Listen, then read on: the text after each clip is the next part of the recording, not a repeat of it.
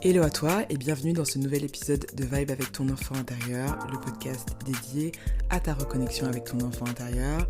Je suis Valérie et je suis la créatrice du concept Vibe, Vatei, V-A-T-E-I, Vibe avec ton enfant intérieur, et je suis honorée comme chaque fois que je suis derrière ce micro, même si parfois j'ai pas envie de me mettre derrière le micro comme aujourd'hui, mais je l'ai fait parce que j'ai respiré et parce qu'ensuite j'ai pu changer mon état physiologique pour pouvoir être apte à enregistrer cet épisode et tenir mes engagements. Donc je disais que je suis, après avoir respiré, hyper honorée de t'avoir pour ce nouvel épisode, pour qu'on puisse parler d'un sujet qui me semble hyper important, qu'il s'agit de prendre soin de son enfant intérieur, et ce thème est le reparenting ou le reparentage.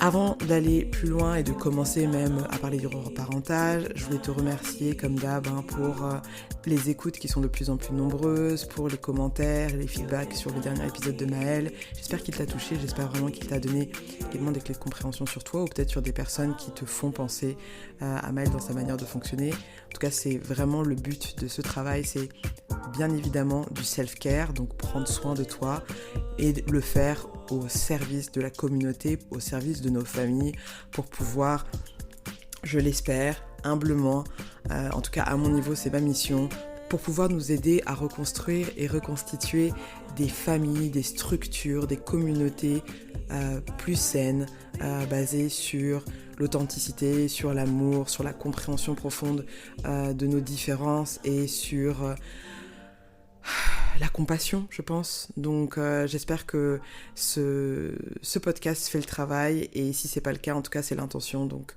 une fois que l'intention est verbalisée, je sais que les énergies, les ancêtres, l'univers va faire en sorte que ça se manifeste également. Aujourd'hui, on va parler de reparentage, de reparenting, et j'aimerais te donner un tout petit peu de contexte pour que tu captes de quoi il s'agit et d'où ça part ce thème de reparentage, et comment est-ce que moi je le conceptualise et les outils que je souhaite te partager pour que tu sois en mesure de comprendre les énergies qui sont liées à cette idée de reparentage. Alors comme je te le dis souvent, et si c'est la première fois que tu écoutes ce podcast, eh bien je te le dis, sinon c'est une répétition. L'intention principale, c'est de t'aider à incarner l'adulte dont tu aurais eu besoin quand tu étais enfant. Ce qui veut dire quoi ? Ça veut dire, finalement, devenir ton propre parent. Et quand je dis ça, c'est pas une volonté d'invalider, de juger ou de dénigrer les personnes qui ont pris soin de toi quand tu étais enfant, tes parents, nos parents, pas du tout. On n'est pas là pour juger, on est là pour faire un pas de côté et pour essayer de comprendre les situations, les contextes qui ont fait que nos parents sont les parents qu'ils ont été, à savoir des humains qui ont fait du mieux qu'ils ont pu avec ce qu'ils avaient, tout comme toi aujourd'hui, tu fais du mieux que tu peux avec ce que tu as. L'idée, c'est de se rappeler que nos parents, et quand je dis nos parents, je parle particulièrement des parents qui ont dû à un moment donné migrer, qui ont dû partir de leur pays, de manière volontaire ou non, qui ont dû fuir parfois, dans l'espoir de trouver un avenir meilleur, dans l'espoir de fuir la pauvreté, la guerre parfois, qui ont été les élus de leur famille parce qu'ils ont été missionnés par des frères, des sœurs, des oncles, des tantes, qui se sont cotisés à un moment donné pour aller trouver un avenir meilleur et qui se sont battus. Tu vois, j'ai de l'émotion qui monte.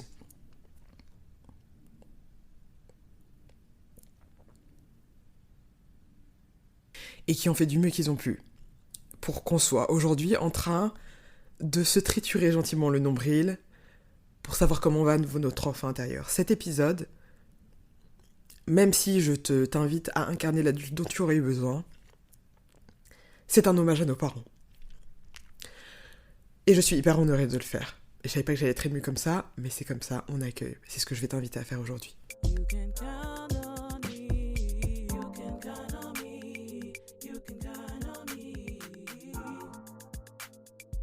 Donc, on va parler de reparentage, de cette technique. À la base, c'est une technique de régression qui est prônée par des analystes transactionnels. Tout un charabia pour te dire que c'est une technique qui a été importée des États-Unis, en fait, et qui est présentée comme étant thérapeutique. Elle a été créée par deux personnes, Maurice et Jackie Schiff, aux US, et l'intention de cette technique thérapeutique, c'est que une personne, le thérapeute, se substitue ou s'institue comme le parent de remplacement du patient. Et l'intention de ça, c'est finalement de créer une nouvelle famille, entre guillemets, dans laquelle le patient pourrait régresser, c'est-à-dire revenir à des états antérieurs de son développement. Et en fait, ça part d'un très bon sentiment, mais grosso modo, la méthode, elle a fait l'objet de plusieurs plaintes aux États-Unis. Des plaintes parce que, comme d'habitude, souvent, ça part en cacahuète. Et la méthode, elle est un petit peu trop loin, dans le sens où, il y a eu des recours à certaines pratiques, limite de maltraitance auprès de patients qui étaient dans cet état régressif. Et donc voilà, c'est parti en sucette. Je te dis pas tout ça pour te faire flipper, c'est pas l'intention. C'est juste pour te donner un contexte, pour te dire, d'expliquer d'où vient ce thème de reparenting. Et surtout pour t'expliquer aussi que dans ce podcast, il va pas s'agir de ça du tout. Moi, mon intention, quand j'accompagne, c'est pas du tout de me mettre à la place de ton propre parent ou de me substituer. Bien au contraire, pas du tout. L'intention pour moi, c'est de te redonner ta souveraineté, de te rappeler qu'elle est à l'intérieur de toi, de te rappeler que tu es le créateur et la créatrice de ta propre vie, et que c'est à toi d'incarner finalement ton parent à l'intérieur de toi. C'est ça l'intention du reparenting. Alors moi je suis tombée sur cette notion de reparentage, et j'en ai déjà parlé, alors je sais plus dans quel podcast c'était, mais quand j'ai découvert le programme To Be Magnetic, qui est un programme qui t'apprend à manifester, et dans lequel il y a différents modules, et il y avait un module sur l'enfant intérieur, et cette notion de reparenting est arrivée à ce moment-là. Et aujourd'hui, je me rends compte à quel point c'est une notion, c'est une pratique qui est extrêmement puissante. Et aujourd'hui, j'aimerais te partager ce que moi j'entends par le reparentage et comment est-ce que tu peux incarner ton propre parent. L'intention, c'est vraiment que tu sois en mesure d'incarner l'adulte dont tu aurais eu besoin quand tu étais enfant. Non pas parce que tes parents n'étaient pas des bons parents, je connais pas ton histoire, mais c'est juste pour expliquer un petit peu dans quel cadre se place cette philosophie. C'est pas du tout pour juger les manquements des parents, c'est pas non plus pour juste avoir une tendance condescendante en disant oui vous auriez dû faire ci, vous auriez dû faire ça, comme moi j'ai fait pendant longtemps, genre la go elle se prend pour, tu vois. Non, c'est vraiment une manière, j'ai trouvé au bout d'un moment, même de libérer la pression que tu peux mettre sur tes parents et les attentes que tu peux avoir sur tes parents en tant que l'adulte que tu es aujourd'hui. Parce que, en fait, si tu as des enfants, je pense que tu le sais, si tu n'en as pas, peut-être que tu dois t'en douter intellectuellement, et peut-être que si tu souhaites en avoir, tu vas t'en rendre compte plus tard. Un parent, même s'il aime son enfant de tout son cœur et de toute son âme et de tout son être, c'est impossible pour lui de répondre à tous les besoins de cet enfant. C'est impossible. C'est juste impossible. Humainement, c'est impossible. Donc du coup, il y a forcément des choses qui vont passer à la trappe, il y a forcément des situations qui vont créer des blessures, qui vont créer des traumas, qui vont créer des sentiments de pas être assez. C'est ça la condition humaine aussi à un moment donné, c'est que la vie, même si tu es dans une famille qui est pleine d'amour et pleine de bonnes intentions, la vie est ce qu'elle est. J'ai pas besoin de te l'apprendre. Tu peux avoir des traumas et des bobos. C'est pour ça que souvent quand j'ai des personnes qui me disent « Ah oui, moi j'ai une enfance heureuse, franchement, j'ai manqué de rien, etc. » Je leur dis « Ok, c'est super, vraiment top. Mais ça veut pas dire que t'as pas des besoins qui n'ont pas été remplis. Ça veut pas dire que t'as pas des traumas. Ça veut pas dire qu'il y a pas des choses ou des croyances qui sont engrammées dans ton système, qui te font voir le monde d'une certaine manière, et cette manière t'empêche d'avoir la vie que tu souhaites, tu vois. Et la puissance et la beauté de ce travail, c'est de réaliser que la vie n'est pas manichéenne, c'est pas noir ou blanc. Il y a toute une palette de couleurs qui est possible. Et deux choses peuvent être opposées et vraies en même temps. Donc, quand tu connectes avec ton enfant intérieur, quand tu décides de faire ce travail de reparenting, de reparentage, tu laisses également la possibilité à tes parents d'être des humains.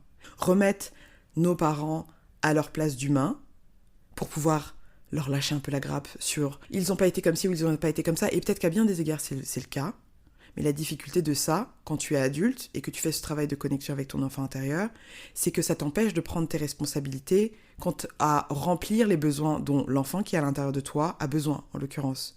Parce que ça remet la responsabilité et la faute à l'extérieur de toi et ça te maintient dans un cycle de victimisation. Et quand je parle de victimisation, et c'est hyper important de le préciser à chaque fois, ça ne veut pas dire qu'il n'y a pas des choses qui te sont arrivées et qui sont graves et où tu as été victime de choses. Je parle de l'état d'esprit de victimisation dans lequel tu dis c'est la faute de l'autre. dans lequel, en redonnant ton pouvoir, en donnant ton pouvoir à l'extérieur de toi-même, tu ne prends pas tes responsabilités pour voir ce que tu peux faire de ce qui est arrivé dans ta vie. Je crois profondément, et ça c'est le stoïcisme qui me l'a appris, que la vie, elle arrive pour moi, pas contre moi. Alors bien évidemment, il y a des moments où j'ai l'impression que tout le monde m'en veut et que c'est pas juste et que pourquoi moi, parce que c'est aussi important à un moment donné d'avoir ces moments où je laisse la petite fille en moi juste être une petite fille, dire ouais c'est pas juste et moi je fais tout bien et je comprends pas pourquoi truc. Mais c'est un temps. Et de toute façon, je vais t'en parler, je vais te partager une méthodologie plus tard, mais c'est un temps d'expression qui est essentiel, mais c'est un temps que je me permets d'avoir parce que je sais également que derrière, j'ai une adulte de 34 ans maintenant qui est en mesure de dire « C'est bon, tu as fini ?» Ok. C'est bon, tu as fini de pleurer et de dire que tout le monde était méchant ? Bon, maintenant, qu'est-ce qu'on fait ? On voit comment on organise ça, on voit comment on arrange ça. Tu me fais confiance pour pouvoir créer un cadre dans lequel tu vas te sentir en sécurité et dans lequel tu vas prendre tes responsabilités sans avoir le sentiment que tout le monde t'en veut et que tu es une victime ? Tu vois ? Et l'intention de cet épisode, c'est juste de te rappeler que quand tu vas devenir l'adulte dont tu aurais eu besoin, quand tu vas incarner le parent dont tu aurais eu besoin, tu libères donc la pression que tu peux mettre sur tes propres parents et ça te permet également de faire un pas de côté pour les regarder comme les humains et les adultes qui sont passés par plein de choses dont je pense tu n'as pas conscience et peut-être pas connaissance et qui ont agi de la manière dont ils ont agi avec toi pour plein de raisons contextuelles qui, quand tu as l'histoire, ça a du sens. Ça n'excuse pas tout, mais ça explique. Et également, c'est un rappel pour toi de capter que donc ces adultes-là, qui sont tes parents, ont également des enfants à l'intérieur d'eux. Et ça, de réaliser ça, ça calme en fait. Ça calme parce que, quand tu arrives à voir ton enfant intérieur, eh bien de plus en plus tu vas être en mesure de voir les enfants qui sont à l'intérieur des autres personnes qui t'entourent. Et si tu écoutes les histoires que te racontent les enfants à l'intérieur de tes parents, à mon avis, tu vas être bouleversé. Tu vas être bouleversé parce que déjà, il y a une histoire générationnelle et pas les mêmes réalités, pas les mêmes peurs, pas les mêmes contextes historiques, économiques. Si en plus tes parents sont entre guillemets étrangers, si tu écoutes en France, mais étrangers d'un autre pays par exemple, et ben il y a toute la question d'immigration, de migration, d'assimilation, d'intégration, de racisme. Bref, il y a tout plein de choses qui entrent en jeu pour des jeunes adultes, la plupart du temps, qui ont dû se construire sur des territoires inconnus et élever des familles en étant à cheval entre plusieurs cultures et plusieurs tensions et plusieurs univers et plusieurs réalités. Et toi, moi, on hérite de ça. On hérite de ce qu'on pourrait appeler un fardeau ou de ce qu'on peut appeler un cadeau, à savoir cette double identité, parfois triple identité culturelle, qui fait que, même si parfois on considère le métissage comme le noir et le blanc, l'asiate et le noir, l'arabe et l'asiate, tu vois, on va vraiment voir des choses comme ça, on est tous métissés en fait. On est tous métissés déjà parce que souvent quand tu as deux personnes qui se mettent ensemble, il y a un métissage qui se passe, clairement. Si vous êtes du même pays mais que vous êtes d'ethnies différentes, vous êtes métissés. Et puis alors après il y a des métissages culturels et je pense que c'est important de le noter. Parce que si je parle là, par exemple avec une métisse, admettons tu es métisse, ton père est haïtien et ta mère est portugaise, disons ça. Et tu vas me dire oui mais moi j'ai des difficultés parce qu'en fait au Portugal j'étais comme ci, j'étais considérée comme noire et à Haïti je suis considérée comme portugaise.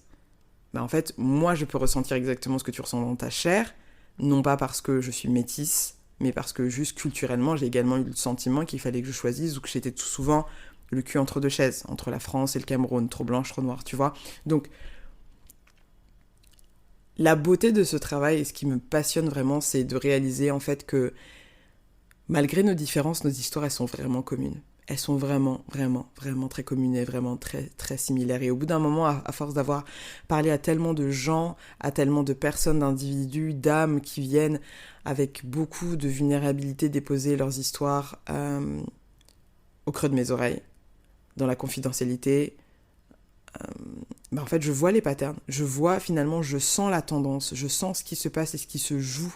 Et c'est beaucoup plus simple pour moi, du coup, de lire les énergies et de te permettre d'apprendre à les lire également. La volonté, c'est pas de faire comme les deux mecs des États-Unis, là, le mec et la meuf des États-Unis, et de me substituer à ton parent. Non. Mon intention profonde, c'est que tu puisses être ton propre parent. Que tu captes qu'en fait toutes les réponses sont à l'intérieur de toi. Que tu captes que tout ce que tu cherches comme validation, comme approbation, comme amour à l'extérieur de toi, eh bien en fait tu peux te l'activer à l'intérieur de toi. Et le truc le plus dingo, c'est que quand tu le fais à l'intérieur de toi, ton monde va évoluer, va changer. On dit que le microcosme reflète le macrocosme. Ce qui se passe à l'intérieur de toi se reflète à l'extérieur de toi. Et ça, c'est assez fou de le voir et de le noter au bout d'un moment. Et finalement, ça te permet d'avoir la foi. Et c'est une notion très importante quand tu connectes avec ton enfant intérieur. Parce que connecter avec ton enfant intérieur, c'est, je pense, te connecter avec une énergie qu'on a oubliée. Tu vois, ces moments entre 0 et 8 ans où on était encore très très proche de l'invisible, de l'indicible, du subtil, de certaines énergies. J'en suis sûre que toi qui écoutes ou d'autres, il y en a qui vont se reconnaître dans ces paroles, qui voyaient des choses, qui entendaient des choses. Je pense que c'est une réalité, en tout cas c'est ma croyance. Et donc du coup, pour moi, connecter avec ton enfant intérieur, c'est reconnecter également avec ta foi. Avec ta foi parce que c'est un rappel que tu as un don, que tu as des cadeaux. Tu vois, que tu n'as pas que des bobos, mais que tu as également des cadeaux. Et tous les bobos que tu peux avoir peuvent être transformés en cadeaux. Et je dirais même plus que la plupart du temps, les bobos que tu as, c'est parce que quand tu arrives à les transmuter, ça fait des pépites incroyables, ça fait des paillettes, ça fait des bulles dans le ciel. Tu vois ce que je veux dire ? Et moi, aujourd'hui, je t'en parle avec tellement de foi, mais parce que même si parfois je retombe dans encore des blessures et dans des choses, je me dis, mais attends, mais je pensais avoir réglé ça. Petite claque d'humilité de l'univers qui me rappelle que, en fait, n'oublie pas, la vie est un cycle. N'oublie pas, tu peux passer par des phases où tu règles, entre guillemets, un problème, où tu vas libérer une émotion par rapport à une situation, une croyance, etc. Mais ça ne veut pas dire que ça ne va pas revenir d'une autre manière et plus en profondeur. C'est une invitation à aller encore plus loin dans cette connaissance de toi-même, le know thyself. C'est une invitation, c'est un cadeau pour que tu puisses utiliser les outils que tu as utilisés jusqu'à présent qui t'ont aidé à te relever, à te libérer, et bien que tu te rendes compte que là, il est temps de faire une mise à jour parce que face à cette nouvelle situation que tu as voulu, que tu as appelée, que tu as manifestée, tes outils ne sont plus suffisants. Qu'est-ce que tu vas ajouter ? Qu'est-ce que tu vas faire ?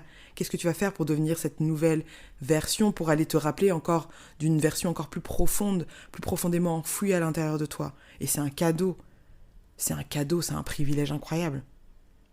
Donc, le reparenting, on va aller dans le concret. Je vais te donner vraiment ce podcast décryptage là. Cet épisode, c'est une volonté de te donner des outils très concrets pour que tu captes, au moins que tu aies un schéma, une première compréhension des énergies qui se jouent et de ce que tu peux faire pour être un meilleur parent pour toi-même, tout simplement. Alors, commençons par ça. Qu'est-ce que le reparenting ? Le reparenting, c'est devenir l'adulte dont tu aurais eu besoin quand tu étais enfant. C'est un lifestyle en fait. C'est une philosophie de vie, carrément. C'est comme une prière, tu vois. C'est un engagement quotidien, intentionnel, chaque jour, chaque moment, à faire le mieux que je peux, à faire le mieux que tu peux, pour incarner l'adulte dont tu aurais besoin. Parfois, tu as l'intention, mais tu n'as pas les ressources parce que tu es fatigué, parce que tu peux pas. Et c'est ok, tu vois. Parce que quand on dit incarner l'adulte dont on aurait eu besoin, il ne s'agit pas de perfection. Le but, c'est pas de tomber dans le perfectionnisme, dans les travers du perfectionnisme où finalement on devient les adultes qui nous ont élevés, et je dis pas ça en critiquant. Je rappelle juste que souvent, en tout cas dans les anciennes générations, l'adulte est celui qui sait, particulièrement dans les cultures africaines, tu vois, l'adulte est le sachant, l'enfant ne sait pas, il n'a pas forcément droit à la parole, ses émotions ne sont pas forcément validées, mais non pas parce que l'adulte est mauvais, mais parce que c'est comme ça qu'il a été éduqué lui-même. Et donc du coup, ça donne des adultes qui eux-mêmes ne sont pas connectés à leurs propres émotions, qui peuvent voir cette connexion aux émotions comme une faiblesse. Et donc la faiblesse est dangereuse, parce que la faiblesse, finalement, dans des contextes où on a été dans des contextes de guerre, de colonisation, de décolonisation, la faiblesse, c'est la mort. Donc c'est pas des lol, c'est pas des blagues. Les mécanismes de défense qui ont été mis en place par nos parents, c'est pas pour nous faire du mal. L'intention est importante, c'est important de se rappeler le contexte dans lequel on est, et c'est important de se rappeler que des histoires en fait, des histoires que nous n'avons peut-être pas vécues, mais qui sont aujourd'hui présentes dans nos réalités, en tant qu'enfants, en tant qu'adultes que nous sommes. Pour moi, c'est un lifestyle, c'est un mindset parce que c'est vivre en conscience. Et là, on va rentrer dans les raisons pour lesquelles se reparenter est essentiel, parce qu'on a besoin en fait d'adultes qui sont plus en conscience. Je pense que tu l'as capté, même si pour moi, typiquement pour mon enfant intérieur, je ne me connecte pas aux énergies extérieures, de tout ce qui peut se passer d'un point de vue géopolitique, non pas parce que je m'en fous, mais parce qu'en fait, ma sensibilité fait que ça m'affecte tellement que en fait, je ne suis plus en mesure après de fonctionner et d'être au service, donc je coupe. Ça, c'est une partie du reparentage. Je me préserve d'informations, d'images, d'énergie que je ne saurais digérer, ou qui me prendraient trop d'énergie à digérer, qui me mettraient dans une situation d'angoisse, de peur, d'anxiété, et qui m'empêcherait de fonctionner. Et je fonctionne quand je suis bien, quand je suis alignée, quand je suis en paix, quand je suis dans la gratitude, ce qui me permet ensuite d'être au service. Tu vois, cette notion de self-care pour le community care, à savoir prendre soin de soi pour être en mesure de donner à la communauté. Et donc, mais je sais quand même qu'il y a des trucs qui tournent pas rond dehors. Je l'entends, je le sens. Et pour moi, ma manière de contribuer à un changement, c'est justement de faire ce travail, de donner un maximum de clés aux personnes qui se sentent appelées, aux âmes qui se sentent appelées par ce travail, pour qu'elles puissent apprendre à créer ce sentiment de sécurité à l'intérieur d'elles-mêmes, surtout dans un monde qui est de plus en plus en turbulence. Et parce que nous, humains, on a cette capacité à voir plus le mal que le bien, parce qu'on est programmé comme ça et on est programmé comme ça depuis toujours pour notre survie. Un petit rappel juste pour apaiser quand même, c'est que pour tout le bruit négatif, tu vois, toutes les choses un peu négatives qui se passent à l'extérieur, il y a forcément l'équivalent en positif. C'est les lois de l'univers. Sauf que notre système, il ne nous invite pas à regarder ça parce que c'est pas intéressant d'avoir des gens qui se sentent en sécurité. C'est plus simple d'avoir des gens qui se sentent en anxiété, en peur, pour pouvoir les manipuler ensuite et leur faire passer tout ce qu'on veut. Donc, pour moi, ce travail, c'est également de l'activisme. Et pourquoi est-ce que c'est important de se reparenter ? Parce que tu peux changer le monde à ton niveau. C'est Nelson Mandela qui disait « Sois le changement que tu souhaites dans ce monde ». Et c'est une citation qu'on voit partout. On en fait des stickers, c'est stylé, on les met dans nos cuisines, dans nos salles de bain. Mais qu'est-ce que ça veut dire concrètement dans ta vie ? Qu'est-ce que ça veut dire ? Et je pense que c'est important de se poser la question. Et c'est important, une fois que tu t'es posé la question, de passer à l'acte. Parce qu'il est temps, en fait, d'activer les guerriers de la lumière. Si tu n'as pas lu ce livre, je te le recommande fortement, de Paulo Coelho, Les guerriers de la lumière. Et se reparenter, pour moi, c'est vraiment mettre ta cape, ta tenue, ton costume de guerrier de la lumière pour incarner l'adulte dont tu aurais besoin et donc incarner l'adulte dont le monde a besoin. Un adulte qui est connecté à ses émotions. Un adulte qui est dans la coopération. Un adulte qui est en mesure de gérer les conflits. Un adulte qui est en mesure de taper dans sa créativité, qui est en mesure de se rappeler qu'il fait partie d'un écosystème dans lequel il est également, un être humain et un animal, et que du coup, c'est important de préserver son écosystème. Un adulte qui a conscience qu'il a tout ce dont il a besoin là déjà, qu'il est déjà tout ce dont il a besoin, qu'il n'a pas besoin de plus de followers, de plus de mecs ou de meufs, de plus de vêtements, de plus de voitures, de plus d'iPhone, de plus de merde en fait, qui font qu'à un moment donné ça pollue. Et je te dis pas ça en mode je critique parce que je me mets dedans. C'est un chemin, c'est-à-dire que c'est une chose de le verbaliser, c'est une chose de le comprendre intellectuellement. Et encore une fois, je reviens à cette question, qu'est-ce que ça veut dire concrètement dans ta vie ? Et comment est-ce que tu fais pour pouvoir incarner ça au quotidien, un jour après l'autre, en ayant conscience que c'est des choix et que parfois tu vas y arriver et parfois tu vas pas y arriver parce que le système il est quand même très fort, mais en ayant la foi que c'est possible, en te connectant à ton énergie, à l'énergie de ton enfant intérieur, pour qu'il puisse te donner accès à cette créativité. Les enfants sont extrêmement puissants pour imaginer des mondes où tu as des coccinelles qui sont mélangées avec des dragons et en même temps qui crachent des bulles de barbe à papa. C'est ça dont on a besoin parce que, a priori, tout ce qu'on a fait jusqu'à présent nous amener à là où on est aujourd'hui, et que si on a envie d'avoir des résultats différents, peut-être que l'idée c'est d'avoir un état d'esprit différent, peut-être que l'idée c'est d'avoir un état d'esprit qui va être branché à notre cœur, peut-être que c'est un état d'esprit qui peut être considéré comme ça, par certains comme naïf ou optimiste. Ben ouais, mais vous voulez qu'on soit quoi? Pessimiste? Vous voulez qu'on soit quoi? Qu'on se condamne? Moi, c'est pas mon intention. Pour moi, c'est essentiel que ma petite fille, elle rêve encore d'une vie et d'un monde dans lequel les gens sont en sécurité, sont dans leur intégrité, sont respectés dans leurs différences. Et plutôt que de jeter l'opprobre et de mettre la responsabilité, la faute sur les autres en disant oui, eux ils font comme si, ils font la guerre, c'est pas bien, etc. On prend le miroir quand on se reparente et on se pose la question dans quelle mesure est-ce que ce qui se passe à l'extérieur est reflet de ce qui se passe à l'intérieur de moi. Et donc c'est pour ça que c'est important de se reparenter, parce que l'état du monde aujourd'hui, c'est parce qu'on ne se respecte pas à l'intérieur de nous, parce qu'on ne sait pas réguler nos émotions, parce qu'on ne sait pas comment on fait pour créer un sentiment de sécurité, parce qu'on a eu trop de traumatismes d'enfance, qui peuvent être des petits traumatismes comme des grands traumatismes, où on n'a pas eu le temps de pleurer, où on ne s'est pas senti respecté, reconnu, où on n'a pas pu être consolé, où on n'a pas pu être pris dans nos bras et où on n'a pas eu le sentiment d'être aimé. Et ça, aujourd'hui, c'est quelque chose que tu peux faire. C'est un choix, c'est une décision, c'est un lifestyle. Comme je t'ai dit, c'est une prière si tu as envie de ritualiser ça, parce que tout est rituel, finalement. Je vais t'inviter dans cet épisode à vraiment identifier les manières dont tu peux incarner cet adulte. C'est pas juste du blabla, de podcast, de machin. Sors ton carnet. Sors ton carnet, prends des notes et questionne-toi et prends le temps de suivre les pistes qui résonnent le plus avec toi et d'agir. It's time. It's time to wake the fuck up.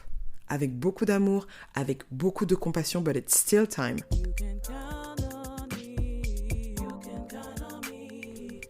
Maintenant qu'on a dit tout ça, on va aller identifier comment est-ce qu'on fait pour se reparenter. Comment est-ce qu'on fait pour incarner l'adulte dont on aurait eu besoin quand on était enfant? Qu'est-ce que ça veut dire concrètement? Alors, il y a plein de choses que ça veut pouvoir dire. Et avant de te donner la méthodologie que moi, je te recommande, mais que tu vas faire tienne, on commence déjà par la base de la base. De quoi est-ce qu'il a besoin un enfant? Pourquoi est-ce que les enfants sont aussi dépendants affectifs? Parce que leur survie en dépend. Ils dépendent des adultes qui vont prendre soin d'eux. C'est pour ça qu'il y a tout plein de mécanismes qui se mettent en place, l'apprentissage par mimétisme notamment, donc apprendre en voyant les autres faire, d'être entre 0 et 8 ans des espèces d'éponges émotionnelles pour comprendre et donner du sens au monde qui nous entoure, pour être en mesure de devenir autonome. Tout ça, c'est extrêmement puissant et super magique, et en même temps, ça fait des enfants des êtres vulnérables, et c'est pour ça qu'on a besoin de les protéger, c'est pour ça que je t'invite à protéger et prendre soin de ton enfant intérieur. Et comment est-ce qu'on fait pour prendre soin déjà d'un enfant? On lui donne déjà la base. C'est quoi la base? C'est le sommeil, c'est l'alimentation, c'est les activités, c'est le dialogue interne. Toutes ces petites choses qui peuvent paraître anodines, qui sont essentielles si tu as envie de prendre soin de ton enfant intérieur. Alors parlons de quelques-unes. Parlons du sommeil par exemple. Si tu ne dors pas suffisamment, c'est impossible que tu puisses être en mesure de te réguler, de prendre soin de toi et juste d'avoir les idées claires. C'est juste impossible. Il y a de nombreuses études qui le prouvent que le manque de sommeil, particulièrement quand il devient chronique, ça affecte toutes tes capacités cognitives, tes capacités de réflexion, tes capacités motrices, ça affecte ta santé mentale. Enfin, c'est un truc de ouf. Si tu ne dors pas assez, et il y a beaucoup d'entre nous qui ne dorment pas suffisamment, c'est déjà compliqué. Ça ne veut pas dire que c'est pas possible de revenir en arrière, parce que on est là pour apprendre et pour désapprendre, et le bonheur de l'enfant intérieur, c'est qu'il fait des petits pas, des baby steps, donc c'est ok, mais juste aie conscience que commence par prendre soin de ton sommeil. Est-ce que tu dors suffisamment? Est-ce que tu vas te coucher quand tu te sens fatigué? Moi, je sais qu'il y a des moments où je lutte de ouf et je comprends pas. J'ai pas encore arrivé à identifier ce qui se passait dans mon esprit, ce qui se jouait. Peut-être qu'il y a une anxiété du fait d'aller se coucher, je ne sais pas ce que c'est exactement. Mais il y a des fois, je suis KO et peut-être que toi, ça te l'a déjà fait. Et au lieu d'aller me coucher, je lutte. Mais bêtement, hein. Bêtement. Et en fait, ça me fait grave penser à des enfants quand tu leur dis « Allez, on va se coucher », ils se disent « Non, j'ai pas envie d'aller dormir, j'ai pas envie ». Et à chaque fois, je me dis « Mais franchement, vous avez rien capté, les gars, allez dormir, parce que plus vous allez grandir, moins vous allez dormir, en fait. » Mais il y a vraiment quelque chose qui se joue à ce moment-là. Et l'idée, c'est d'arriver à identifier, en fait, ce qui se joue. Moi, j'ai pas encore la piste pour moi, mais en tout cas, si ça résonne pour toi et que ça te permet d'avoir des pistes de compréhension de toi-même, c'est top. Donc, dormir suffisamment, ça veut dire plein de choses. Ça veut dire également avoir une routine pour aller se coucher. Une routine, ça veut dire plus d'écran à partir d'une certaine heure parce que la lumière bleue qui est diffusée sur tous nos appareils, tous téléphones, tout, même les lampadaires, les panneaux publicitaires, etc., a un impact sur une de nos hormones qui s'appelle hormone ou neurotransmetteur, je sais plus, qui s'appelle la mélatonine, qui est l'hormone du sommeil, hormone du sommeil. Et donc du coup, quand tu regardes la télé et que tu n'as pas mis Flux, F.LUX, ou que tu n'as pas, qui est une application en fait qui te permet de modifier la teinture de ton écran en fonction de la position du soleil dans l'endroit où tu te trouves pour que ton écran devienne de plus en plus jaune afin que tu sois moins perturbé par les lumières bleues. Ou alors que, par exemple, je sais que sur l'iPhone c'est possible, bref, il y a plein d'applications qui te permettent de faire ça, mais ou avoir des lunettes qui sont vraiment anti, je sais pas comment on appelle ça, mais qui sont des lunettes jaunes qui te permettent justement de bloquer ça. Ça va avoir un impact sur ta capacité à t'endormir.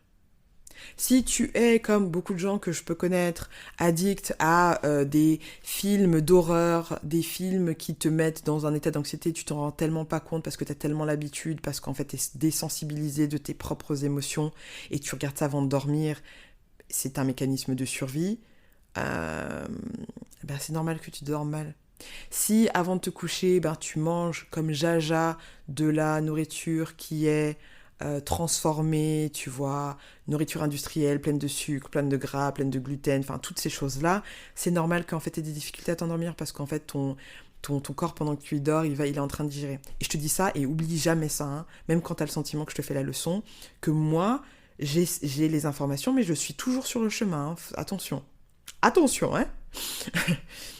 Le sommeil, en tout cas, moi je pense que c'est un pilier essentiel. Si tu veux commencer à te reparenter, tu peux commencer par faire en sorte de prendre soin de ton sommeil. Je te recommande un super podcast qui s'appelle The Huberman Lab, qui est du coup un podcast créé par André Huberman, qui est un scientifique et qui va démystifier tout plein de sujets, mais d'une manière très scientifique, hein. Ces épisodes, ils peuvent durer 1h30, 2 heures, voire 3 heures. Et je sais qu'il a fait pas mal d'épisodes sur le sommeil. Je te recommande, si ça t'intéresse, d'aller plonger dans ça pour pouvoir voir dans quelle mesure est-ce que tu peux améliorer ton sommeil. Je peux te donner quelques tips déjà. Donc, pas d'écran, quelques heures avant d'aller dormir, 2-3 heures si c'est possible. Sinon, tu mets des lunettes qui te protègent de la lumière bleue. Les repas également, le plus tôt possible pour éviter d'être dans une phase de digestion au moment où tu vas aller dormir. Dormir dans une chambre froide et pas dans une chambre chaude. Donc, vraiment, limite, il faut que tu aies un petit peu froid dans ta chambre. Je sais plus quelle est la bonne température, mais tu peux avoir froid et bien te couvrir, mais ça va également avoir un impact sur ton sommeil. Dormir dans le noir complet, vraiment le noir complet. Donc si c'est pas possible parce que à ta fenêtre il n'y a pas de store ou que sais-je, eh bien tu peux investir dans un masque qui est un masque qui va pas te congestionner la tête, mais qui va vraiment te mettre dans le noir complet. Bref, il y a tout plein de hacks ou d'habitudes ou de rituels que tu peux mettre en place pour pouvoir améliorer ton sommeil.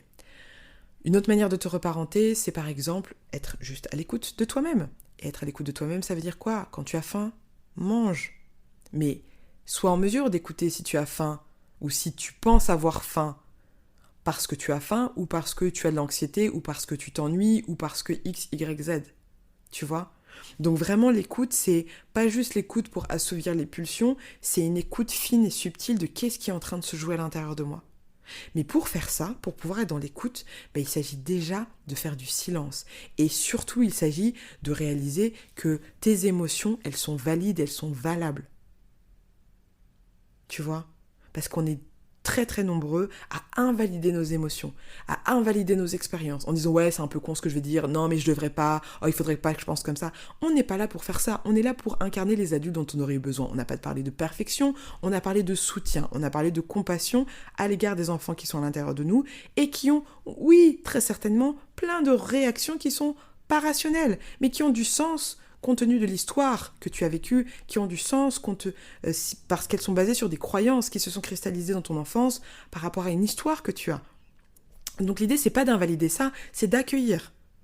Et pour accueillir, encore une fois, il faut faire le silence. Il faut s'autoriser, L'invitation, c'est de t'autoriser à faire le silence. Parce que, encore une fois, la pire chose que tu peux trouver en connectant avec ton enfant intérieur, c'est ta propre histoire. La meilleure chose que tu peux trouver en connectant avec ton enfant intérieur, c'est ta propre histoire. Il n'y a pas moyen de te cacher de qui tu es. C'est mort. C'est pas possible. Parce que si tu te caches de qui tu es, en fait, tu te dissocies de qui tu es. Tu es en mode pilote automatique.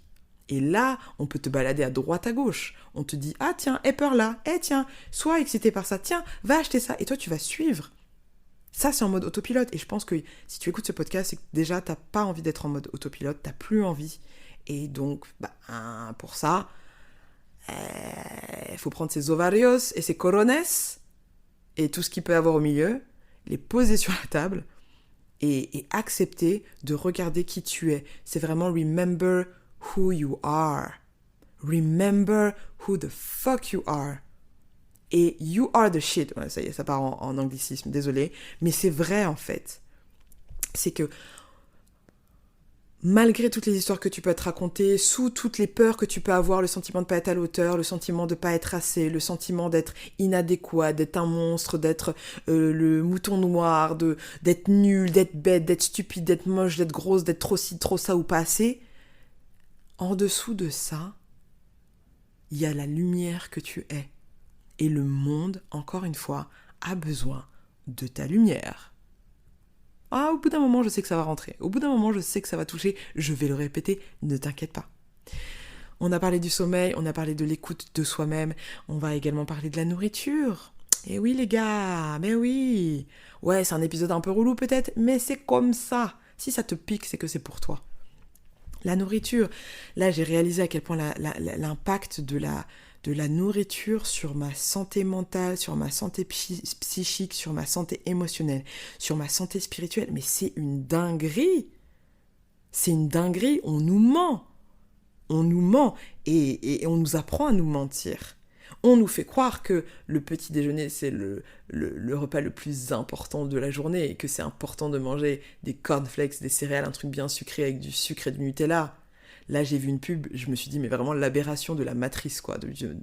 C'est une pub pour un Kinder Country et ils disent Kinder Country, c'est genre ils comparent ça à la méditation et qu'on dit c'est le truc le plus gourmand pour se détendre. Et je me dis, mais vous avez pas honte quand même? Vous avez pas honte de vendre du bullshit comme ça aux gens? De faire croire aux enfants qu'en fait s'ils veulent se sentir bien, et aux adultes d'ailleurs que nous sommes avec des enfants à l'intérieur de nous, que si on veut se sentir bien, il faut qu'on mange du chocolat. Je suis pas contre le chocolat, je suis une grande gourmande, soyons très clairs, mais c'est juste que ça a un impact extrêmement puissant sur ta santé mentale, sur ton système nerveux, parce que c'est bourré de sucre, et ce sucre-là qui est, encore une fois, rappel important, plus addictif que la cocaïne. C'est de la drogue qu'on te file, et on nous la file dès le plus jeune âge pour nous rendre addicts, et quand on est addict, on devient des toxicos, et quand on est des toxicos, on est prêt à tout pour avoir notre dose. Et c'est une réalité, c'est une vérité. Et l'intention de tout, quand je te dis tout ça, et le reparenting, c'est de s'aimer avec tout ça, avec tous nos comportements addictifs, avec toutes les choses qu'on n'arrive pas à faire, avec toutes nos peurs, avec toutes nos insécurités. C'est de se voir tel qu'on est et d'oser s'aimer tel qu'on est. Et ça, je sais que c'est difficile. Je sais que ça peut coûter, je sais que ça peut paraître un chemin impossible. Mais permets-moi d'être le témoignage, la preuve vivante que c'est possible. Non pas que je sois arrivée, parce que je pense qu'on n'arrive jamais vraiment, à part la mort, et encore même ça, je ne suis pas certaine que ça soit la fin du chemin, mais je sais que c'est possible parce que j'ai vu l'amour que je me porte en moi pour mon enfant intérieur grandir, même dans les moments où j'étais vraiment pas au max, même dans les moments où j'ai merdé, où j'aurais dû, où j'aurais pu, même dans ces moments-là, je me suis tournée vers ma petite fille et je lui ai dit « Ok, t'aurais dû, mais je t'aime quand même, moi je suis là. » Et ce réconfort que j'arrive à m'apporter et que je souhaite que tu t'apportes aussi, putain, il est tellement doux. Ça, il n'y a personne qui peut te donner ça, quoi. Dans le sens où ça n'aura pas de goût si c'est donné à l'extérieur et que tu ne te le donnes pas à l'intérieur. Tu vois ce que je veux dire? Et je ne suis pas en train de prôner l'hyper-indépendance. C'est pas du tout ça. Encore une fois, self-care pour community care. Moi, c'est vraiment de prendre soin de toi pour pouvoir être au service de ta communauté, pour être en lien, pour être avec ta famille, pour pouvoir être en connexion avec d'autres êtres, mais être dans une connexion autonome, dans le sens où tu ne vas pas déposer chez l'autre tous tes fardeaux de problèmes d'estime de toi. Tu vois ce que je veux dire ? Il y a des choses qui sont en fait dans ton intimité, au creux de toi et toi-même, et toi seul peux te donner cet amour-là. Sauf que si tu le sous-traites, si tu l'externalises, tu attends que papa ou maman ou ton mec ou ton boss ou le président ou je sais pas qui te donne ça, bah t'es mort dans le film. Sachant que même cette personne dont tu attends ça est même pas capable de le faire pour lui-même ou par elle-même. Comment tu fais ? Donc reprends ce pouvoir-là. Reprends cette souveraineté-là. Apprends à chaque instant à te poser, à faire un pas de côté. Et c'est pour ça qu'on utilise l'enfant intérieur, que c'est plus simple de regarder une photo de soi et de s'attendrir, tu vois, une photo de toi enfant et de s'attendrir, que de se regarder dans le miroir. Parfois, c'est un petit peu difficile. Donc, quand tu reconnectes avec cet enfant intérieur et tu captes qu'il est tout le temps là, tu vas être en mesure de faire ce pas de côté pour te dire, au lieu de te dire « Ah putain, mais je suis trop conne ou je suis trop débile », te dire quand tu dis ça là, tu parles à ton enfant intérieur. Regarde cette photo de cet enfant et ose lui dire qu'il est con ou qu'il est débile. Ose. Moi, en tout cas, j'ai pas le cœur de faire ça, tu vois. J'ai beaucoup plus de compassion et je me dis, ah, je peux pas dire ça, en fait. Je peux pas. Donc, il y a comme ça des besoins un peu fondamentaux que je t'invite à identifier pour toi. Le sommeil, l'alimentation, est-ce que tu bois suffisamment d'eau ? Parce que je pense qu'il y a beaucoup de nos problèmes émotionnels, psychologiques, psychiques, physiques qui sont liés à une déshydratation. D'ailleurs, c'est le moment pour toi de prendre une gorgée d'eau. Moi, je me suis acheté carrément une gourde de 2 litres. Je t'explique. Voilà. Et cette gourde de 2 litres, elle est transparente parce que j'ai réalisé que je buvais pas suffisamment d'eau et ensuite je me plaignais. Encore une fois, reparenting. Je bois pas suffisamment d'eau. Je me plains parce que j'ai mal au dos, j'ai sciatique, etc. Mais tu peux pas te plaindre si tu bois pas suffisamment d'eau, Mago. Ok, t'as une gourde, mais tu bois pas tes 2 litres. On fait comment ? Oui, mais parce que ma gourde, en fait, je vois pas l'eau dedans et du coup, parfois, j'oublie. Ok, attends, tu sais quoi, t'inquiète. Je vais t'acheter une gourde de 2 litres transparente. T'as plus le choix. Et en fait, ça a vraiment marché. Ça a vraiment marché. Alors, ça fait quelques jours, mais je sens vraiment que, en fait, l'eau, je la vois descendre. Et quand j'ai fini, je me dis, oh, trop cool, j'ai bu mes 2 litres. Et bien évidemment, tu penses bien que dans mon corps, ça va mieux et que dans ma tête, ça va mieux. Tu vois, on est vraiment sur des trucs aussi, entre guillemets, basiques que ça. Ça, c'est le début du reparenting. Donc j'espère que ces pistes-là vont te permettre déjà d'identifier les endroits où tu peux, avec beaucoup d'amour, beaucoup de compassion, répondre à des besoins basiques, des besoins fondamentaux. Là, si tu regardes la pyramide de Maslow, des besoins de ton enfant intérieur. Et là, je prends une gorgée.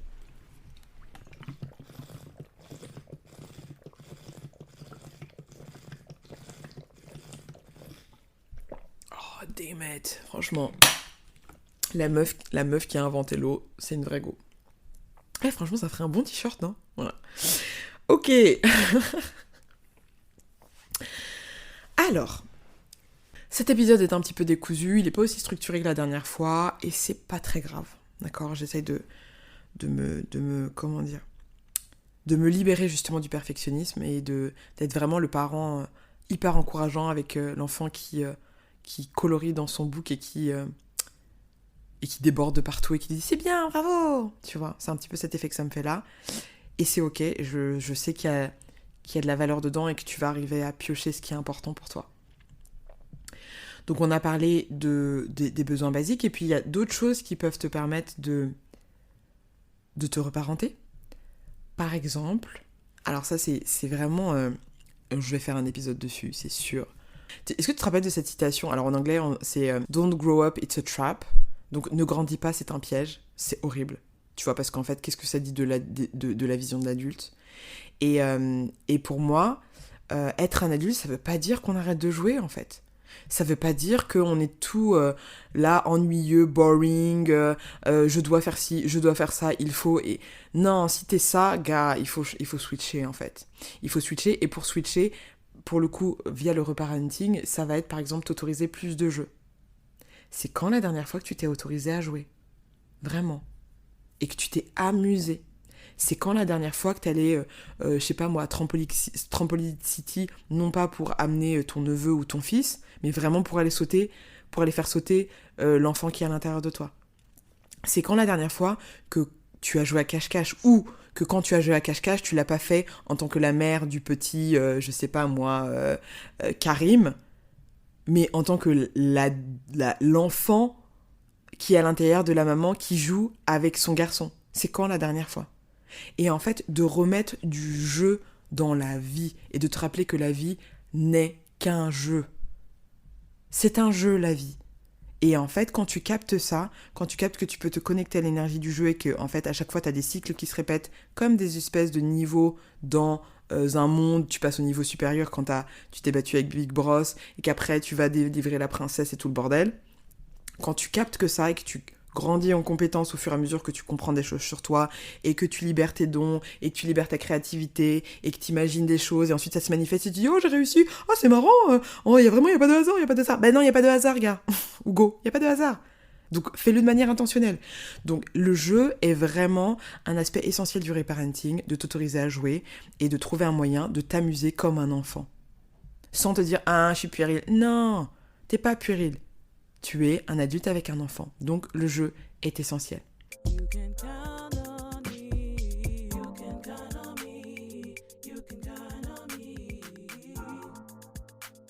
Une autre chose qui est importante quand tu souhaites devenir le parent dont tu aurais besoin, c'est de t'autoriser à lâcher le poids de la culpabilité et de la honte. Et ça, my God. En fait, au-delà de la honte et de la culpabilité, je pense que c'est toutes les émotions qui sont vues un peu comme négatives, genre la colère, la tristesse, la frustration. Donc en fonction de ton histoire familiale, de ta culture, de ton genre, de ton sexe, etc., ça peut être une de ces choses-là. Souvent, ce qui revient très souvent, c'est quand même la culpabilité, la honte.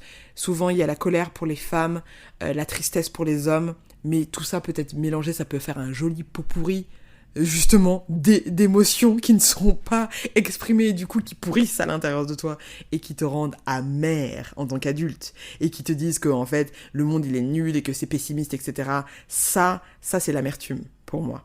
Tu vois, parce que tu as la possibilité de reconnecter avec cette énergie. Et encore une fois, on a besoin d'adultes qui vont oser rêver un nouveau monde parce que nos croyances forment notre réalité. Et si on est de plus nombreux à rêver des choses positives, des choses qui sont bonnes, des choses qui sont équilibrées, des choses qui sont régénératives, ça va se manifester parce qu'on sera suffisamment nombreux. Donc c'est pas juste un truc optimiste baba cool, c'est un enjeu, tu vois. Donc de te libérer de ces émotions, de la culpabilité, de la honte, de la colère, de la tristesse. Et quand je dis de se libérer, c'est tout simplement de les accepter. Les accepter, ça veut dire quoi? Les voir. Les voir, ça veut dire quoi? Donc, comme je t'ai dit, faire du silence pour les entendre. Ça veut dire également ne pas regarder son enfance ou des situations du point de vue de l'adulte que tu es, mais vraiment te connecter à l'enfant que tu étais, vraiment se mettre à sa place et ensuite de là voir les émotions en question. Et souvent tu vas voir qu'il y a une dissonance, c'est-à-dire que l'adulte que tu es va rationaliser. Non mais franchement, maintenant je comprends, ma mère elle était mère célibataire, c'était pas compliqué, oui mais mon père il venait de ci, nana. Ok, ça c'est vrai, c'est une réalité, mais c'est pas de ça dont il s'agit. On dit connecter avec ton enfant intérieur, pas connecter avec l'adulte que tu es. Et ton enfant intérieur, quand il a 3, 5, 6 ans, 8 ans, même 12 ans, il capte pas tout ça. C'est toi qui as rationalisé au fur et à mesure du temps pour donner du sens, c'est toi qui es allé en thérapie et c'est super, mais parfois ça nous coupe de nos émotions. Et l'idée, c'est de passer de la rationalisation et de l'intellectualisation à le faire descendre dans le corps pour pouvoir être à l'écoute des émotions, pour pouvoir les accueillir, les identifier, pour pouvoir les exprimer, c'est essentiel. Et quand je dis exprimer, il ne s'agit pas d'aller défoncer tout le monde et d'insulter tout le monde, c'est pas ça. C'est de trouver, de créer des rituels, de créer un cadre dans lequel tu seras en mesure d'aller chercher ces émotions et d'aller les sortir à l'extérieur de toi, parce qu'une émotion, qu'est-ce que c'est? C'est une énergie en mouvement, et que cette énergie, si elle n'est pas exprimée, si elle n'est pas mise à l'extérieur de toi, elle va trouver un moyen de se loger dans ton corps, elle va trouver un moyen de te donner des migraines, des maux de tête, des maux de dos, de l'endométriose, bref, tout plein de choses, toutes ces maladies modernes en fait, qui sont vraiment modernes, pas parce qu'on a des meilleures technologies, non, juste parce que la vie a été compliquée et qu'on n'exprime pas nos émotions et qu'on a perdu nos rituels, nos initiations qui nous permettaient de transmuter. Parce qu'on est devenus des robots qui sont enfermés dans des espèces de box en béton où le peu de fois où on voit la nature, c'est les arbres qu'on nous a permis de garder, tu vois. Donc vraiment l'intention, c'est ça, c'est d'aller libérer la culpabilité, la honte, la colère, la tristesse, et c'est essentiel. Je pourrais faire un épisode sur les émotions, je vais pas rentrer dans les détails, mais il y a plein de choses que tu peux faire dans ce sens-là, je vais t'en donner quelques-uns. La respiration, les exercices de respiration holotropique notamment, breathwork, Wim Hof, il y a tout plein de méthodes de respiration qui peuvent te permettre d'aller chercher des émotions enfouies, de les exprimer et de te libérer de ce poids-là. Typiquement, moi, il y a 2 jours, j'ai fait une respiration sur la culpabilité. C'était pas le plan, mais je me suis retrouvée à devoir faire cette respiration parce que je descends dans le garage de ma sœur dans sa voiture pour faire la respiration pour pas la réveiller. Et donc, ça captait pas, il y avait que celle-ci qui était téléchargée. Donc, je me dis, bon, bah, apparemment, il faut que j'aille voir ma culpabilité, super. J'avais pas très envie, mais j'y suis allée. Et crois-moi, j'ai trouvé des perles, hein. J'étais en mode, wesh, d'où ? Eh ben oui. C'est pas parce que moi, rationnellement, j'ai pas le sentiment qu'il y a de la culpabilité, que je n'en ressens pas dans mon inconscient, et je l'ai sorti, cette culpabilité, et putain, après, je me sentais beaucoup mieux. Pareil pour la colère.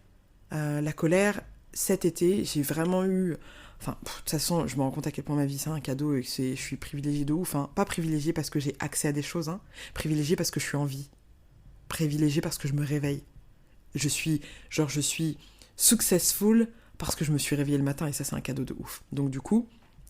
J'ai eu le privilège d'aller dans une retraite avec ma thérapeute. J'ai enregistré un podcast avec elle sur On est ensemble et sur Vibe avec ton enfant intérieur qui vont sortir en 2024 sur ce thème-là. Et lors de cette retraite, pour la première fois, je suis allée toucher la colère que j'avais en moi. Alors que moi, je me disais, non, mais c'est bon, j'ai pardonné. Non, girl, yeah, une partie de toi a pardonné, mais il y a une partie de toi qui a bien le seum. Et je me suis autorisée à hurler, à vomir ma colère, à hurler de mes tripes, tellement hurler que mes cordes vocales, limite, j'avais l'impression qu'elles allaient exploser.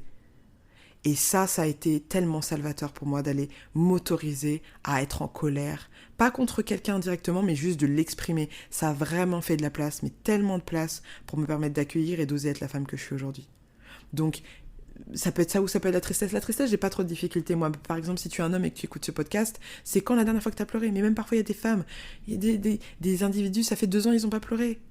C'est comme si ça fait 2 ans que tu as des gaz et tu te retiens de péter. Mais vraiment. Et peut-être que ça va te faire marrer, et tant mieux. Mais vraiment, parfois, comme c'est difficile de comprendre ce que ça veut dire, d'exprimer, pas exprimer ses émotions quand on est coupé, on sait tous ce que c'est que d'avoir des gaz dans le bide. On sait tous comment ça fait mal quand t'es là, tu te retiens, tu te dis putain, j'ai envie de péter de ouf, mais là, je peux pas, je suis dans la voiture, je vais enfumer tout le monde, c'est la merde. Donc, je t'invite pas forcément à lâcher des gaz dans la voiture, quoique, gars, franchement... Ton estomac contre le bien-être ou le confort olfactif d'autres. Moi, je pense que je choisis mon estomac. Ça, je me balade toujours avec de l'encens ou du papier d'armini sur moi. Mais grosso modo, tout le monde a déjà eu ce sentiment d'avoir des gaz dans le bide et de se retenir comment ça fait mal au bide. Eh bien, c'est exactement la même chose que tu fais avec tes émotions non exprimées. Voilà. Donc... je t'invite vraiment à voir comment est-ce que tu peux exprimer ça. Si tu es en thérapie, c'est top, c'est des sujets que tu peux aborder avec tes thérapeutes. Si c'est pas le cas, eh bien il y a plein de ressources sur YouTube, il y a plein de ressources, il y a plein de méditations qui peuvent te permettre de faire ça. Et si bien évidemment, tu dis ouais, je sais pas trop par où passer, eh ben je suis là, hein, on peut aller explorer ça ensemble. Je serai honorée en tout cas. You can count on me, you can count on me, you can count on me. Le reparenting, ça va être également d'apprendre ce que tes parents n'ont pas pu t'apprendre. Et souvent, on se dit, oui, mais ils m'ont pas appris ça. Ah, vraiment, nos parents, ils nous ont pas appris ça. Ils nous ont pas appris parce qu'ils savaient pas. D'accord ? Parce qu'ils n'avaient pas le temps, c'était pas leur priorité. Nous, on est là, encore une fois, à être dans cette ère où on est en mode développement personnel. Oh, c'est quoi mes bobos de l'âme, etc. Et c'est top, franchement, mais c'est possible parce qu'à un moment donné, il y a des générations avant qui ont fait un autre taf. Un taf où on est en sécurité, ou en tout cas, on est suffisamment en sécurité pour pouvoir se poser ces questions-là. Qui peuvent leur paraître d'ailleurs très futiles, très superficielles, mais qui sont les problématiques de notre temps, tu vois. Donc, d'identifier les choses que nos parents n'ont pas pu nous apprendre, donc qui peuvent être par exemple définir ses limites, les boundaries, donc avoir des healthy boundaries, des limites saines. Oui, ça je peux, non, ça je ne peux pas. Oui, ça je veux, ça non, je ne veux pas. D'être en mesure de se réguler émotionnellement, parce que pour nombre de nos parents, en tout cas si ça résonne avec toi, si c'est top, si ça résonne pas avec toi, c'est fine, mais pour nombre de nos parents, beaucoup de nos parents ont vécu en mode survie et le sont encore. En mode survie, ça veut dire que tu peux avoir tous les biens du monde, hein, ne pas avoir de problème financier et quand même avoir le sentiment que ta vie est en danger. Et d'un point de vue physiologique, c'est au niveau de ton système nerveux que ça se passe. Et quand tu fais des enfants en étant en mode survie, eh bien le programme de base de tes enfants, c'est également la survie. Alors même que la situation de survie qui a été cristallisée à un moment donné dans ton enfance, quand tu es le parent qui a dû fuir une situation de guerre, de violence, de misère, etc., n'est plus la réalité de l'enfant, eh bien, l'épigénétique et le transgénérationnel nous transmettent tout ça. Et on n'est pas là pour blâmer les parents, c'est la condition humaine. Donc nos parents n'y peuvent rien eux-mêmes, ils ont hérité de leurs propres choses. Par contre, on est là pour réaliser que si on a des programmes qui se mettent en place, qui sont liés à des traumatismes et des choses qui ont été vécues dans les enfances de nos parents et dans les vies de nos parents, si ça se fait, la beauté de l'épigénétique, c'est également que ça se défait, c'est-à-dire que ça peut se reprogrammer. On n'est pas condamné. On n'est pas condamné à l'échec. C'était Sniper, ça? Bon bref, on s'en fout. On n'est pas condamné à l'échec. On n'est pas condamné à l'échec. On est condamné à réussir, à franchir les barrières, construire des carrières. Regarde ce qu'ont accompli nos parents, ce qu'ils ont subi pour qu'on accède à l'éducation. On n'est pas condamné. On a la possibilité de se reprogrammer. Donc la régulation émotionnelle, c'est un moyen de venir apaiser ton système nerveux. C'est pour ça que souvent je commence les podcasts ou tous mes coachings par des méditations pour apaiser le système nerveux, pour être en mesure d'être dans l'ouverture du corps, du cœur, de l'esprit et d'être en mesure d'accueillir en fait et de sentir que voilà, il y a d'autres possibilités qui sont possibles, d'être dans l'imagination et dans la créativité, mais c'est pas possible quand tu es en mode survie. Ça peut être également des modes de communication, parce qu'encore une fois, générationnellement, culturellement, même si nos parents sont nos parents, parfois on n'a pas la même culture, c'est une réalité. On n'a pas la même culture parce que on n'a pas la même histoire, parce que historiquement il y a également eu des vagues de propagande culturelle qui ont été très fortes. Les États-Unis ont été champions du monde, ils le sont toujours un petit peu, mais quoi que la Corée est vraiment en train de se positionner dans la propagande culturelle. Et quand je dis propagande, j'ai pas d'autre terme que ça, parce que bon, enfin voilà, c'est ce que c'est quoi, tu vois. C'est finalement ce pouvoir d'influencer le monde par ta culture, par ta langue, par ta musique, par ton art, tu vois, et donc ça force le respect, ça donne un pouvoir, ça donne envie aux gens de s'adapter, de comprendre ta langue, de comprendre tes mœurs, enfin c'est extrêmement puissant ce qui se passe, tu vois. C'est d'ailleurs pour ça que, alors même que l'Afrique est souvent le berceau de nombreux mouvements culturels et artistiques, bah, généralement, on rend pas à Césaire ce qu'on a pris à Césaire, quoi. On va se l'approprier, parce qu'il faut pas trop non plus leur en donner. Mais bon, c'est un autre sujet, d'accord? Meuf craque. Et en fait, l'idée, c'est d'arriver, toi, à identifier les choses qui te manquent selon toi dans ton enfance, que tu aurais voulu que tes parents t'apprennent, mais qu'ils ne t'ont pas appris. Et plutôt que de les blâmer sur leur manquement, c'est de faire le taf pour venir te donner ce dont tu as besoin, tout simplement.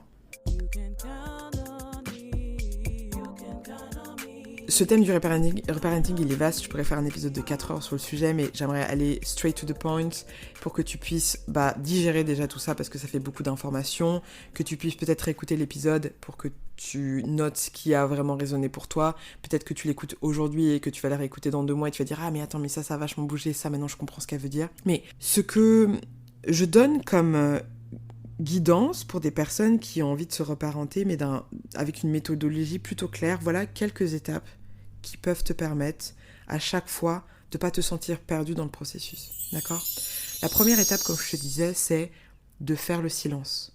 Faire le silence, ça veut dire t'autoriser à être en conscience. Être en conscience, qu'est-ce que ça veut dire ? Ça veut dire être dans l'instant présent. Et concrètement, qu'est-ce que ça veut dire tout ça ? Ça veut dire que je t'invite fortement à avoir une pratique méditative, une pratique peut-être de contemplation, pour pouvoir être dans l'instant présent. Ne pas être dans le passé et ne pas anticiper le futur. Et ça, c'est instant présent parce qu'on est dans une société qui va nous empêcher ou qui va tout faire pour nous projeter dans le futur ou nous maintenir dans le passé. Ça demande un effort, ça demande un travail, ça demande un choix. C'est pour ça que je t'ai dit que c'était un lifestyle, cette histoire. Et ce choix, c'est quoi ? C'est d'avoir des pratiques et des rituels qui te permettent de te recentrer, d'apprendre à te concentrer, d'apprendre à ton esprit à suivre ce que tu lui demandes de faire, de ne pas te laisser distraire par toutes les pensées, de les accepter, de les voir comme un nuage, mais de les laisser passer.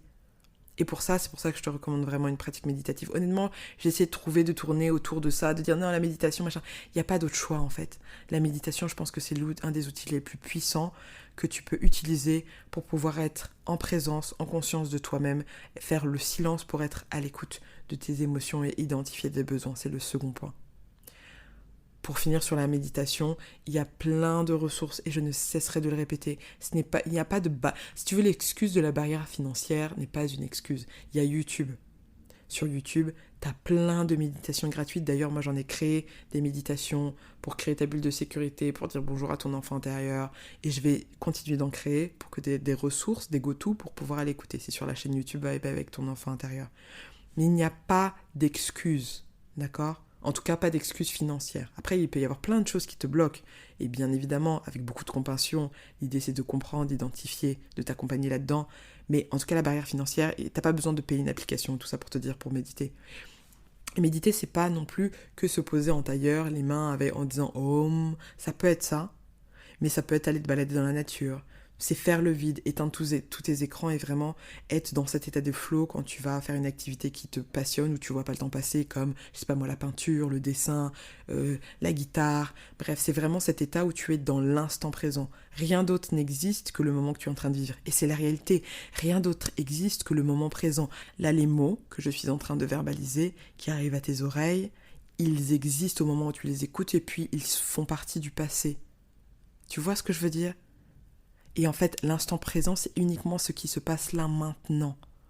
C'est ce qui se passe au moment où tu t'autorises à ralentir, où tu réalises qu'en fait, tu cours, mais tu cours pour aller où ? C'est le moment où tu prends ta respiration et tu te rappelles que tu es en vie. Pourquoi ? Parce qu'il y a l'air qui rentre dans tes narines et qui ressort et qui fait battre ton cœur et qui fait vivre toutes tes cellules sans que tu demandes rien. C'est un rappel que tu es en vie, que c'est un privilège et à partir du moment où tu t'es réveillé, tu as tout gagné déjà. Donc c'est ça, faire le silence. C'est ça, s'autoriser à être dans le silence pour écouter ce qui se passe. Pour te laisser la place d'exister. Et ça va te permettre d'identifier du coup les voix. Peut-être qu'il y en aura beaucoup au début et ça va t'effrayer, mais n'aie pas peur, tu vas être en mesure de faire de l'ordre, de donner du sens à ce qui se passe. Mais cet ordre et ce sens ne se font pas par, encore une fois, la honte, la culpabilité, la colère. Ah, je pense à trop de trucs. Ah, ça m'énerve. Non, tu parles à ton enfant intérieur. Alors, le changement, il ne se fait vraiment que quand il est fait dans l'amour. Accueille ces voix qui sont présentes, qui peuvent te paraître incessantes, et rencontre-les avec amour, pas avec colère ou frustration. Pour que tu sois en mesure d'identifier tes besoins. Et que tu poses cette question à ton enfant intérieur, de quoi est-ce que tu as besoin là que je ne te donne pas suffisamment ? Quand tu sens qu'il y a quelque chose qui te trigger, qui te déclenche une émotion forte, l'idée c'est d'arriver à te poser la question de quoi est-ce que tu as besoin, qu'est-ce qui se joue à ce moment-là, et d'être très transparente et très honnête avec ce qui se passe. Parce que parfois, je vais te partager, moi je me retrouve dans des situations où je me retrouve trigger, et je me dis, ah en fait non mais c'est parce que là ça me saoule parce qu'en fait je suis jalouse. Et tu vois, le mécanisme d'honnêteté envers moi-même, il est de plus en plus fluide parce que je ne me juge pas dans ma jalousie ou dans des émotions qui peuvent être un peu moins glorieuses que, tu vois, l'humilité, toutes ces conneries, c'est pas des conneries, mais toutes ces émotions-là.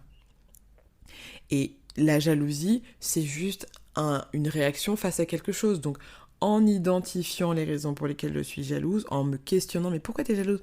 Oui, mais parce que je trouve pas ça juste, parce que moi je fais ci, et elle le fait pas, ou lui il le fait pas, et pourquoi moi ? Et donc en fait, ça me permet de donner la parole à mon enfant intérieur qui comprend pas pourquoi est-ce que en fait, elle est punie, entre guillemets, alors qu'elle fait tout bien comme il faut.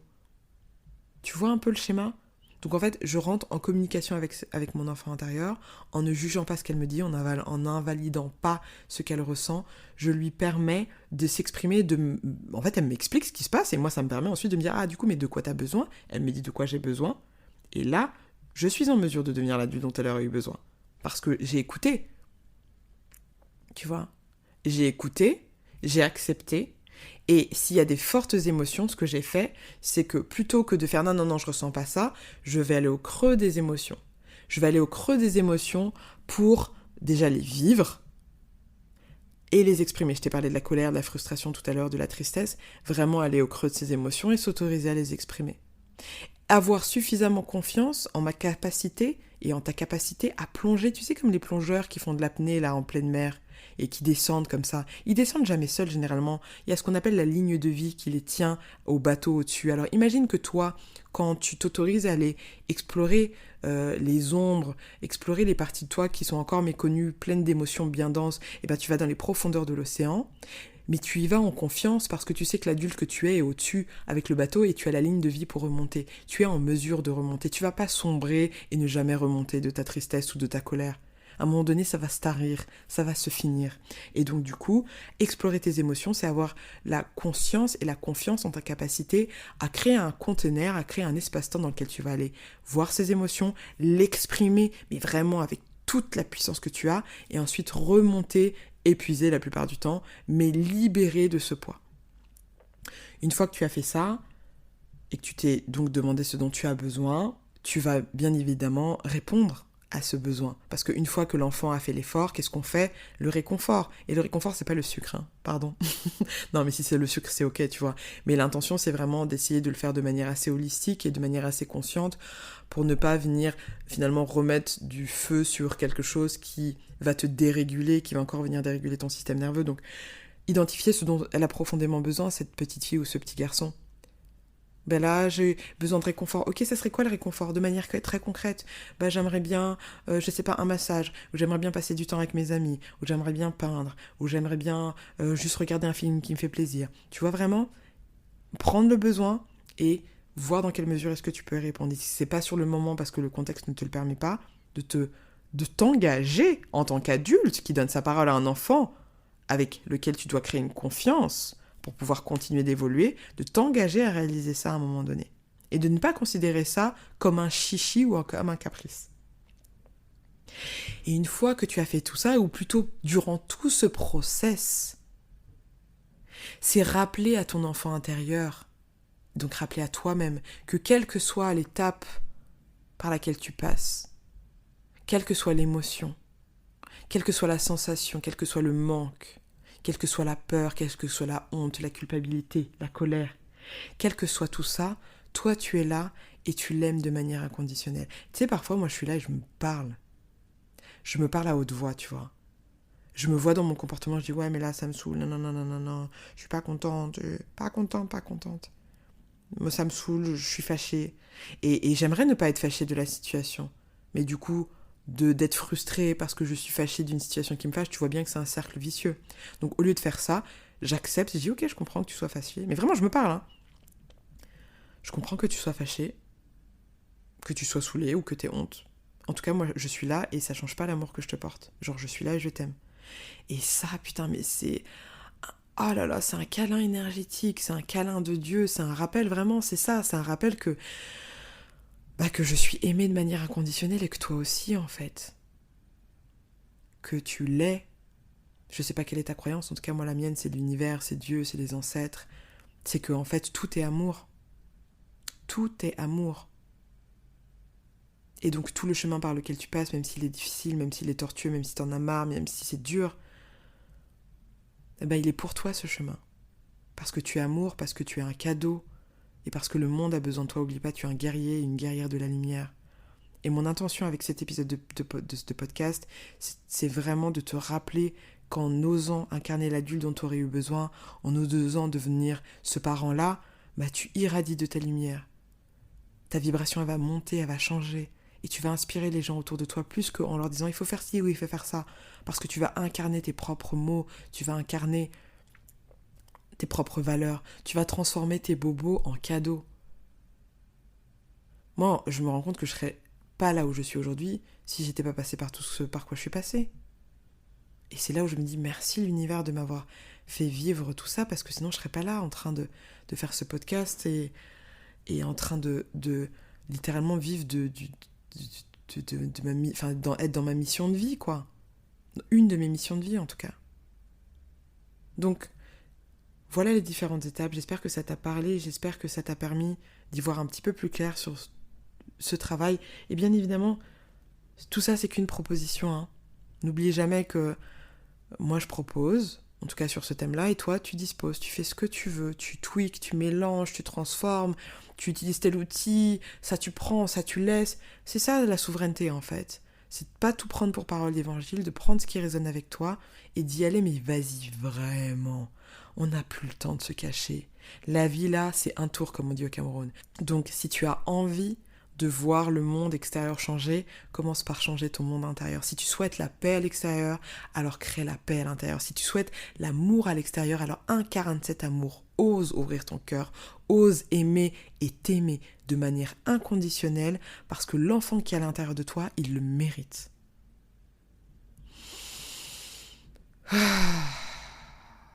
Je te remercie infiniment pour ta présence, pour ton soutien, pour ton attention. Je te remercie également d'exister tel que tu es, d'avoir le courage d'oser faire un petit peu différemment. Je te remercie pour l'amour que tu te portes parce que quand tu t'aimes un peu plus, c'est le monde qui change. Je te remercie juste d'exister parce que ça demande du courage, tu vois. Ça demande du courage. Courage, c'est avec le cœur. Ça demande le cœur. Ça demande du cœur que d'être en vie. Et je te remercie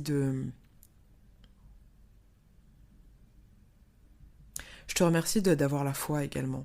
Parce que si tu es là, c'est que quelque part tu as la foi. Et peut-être que c'est qu'un tout petit murmure pour l'instant.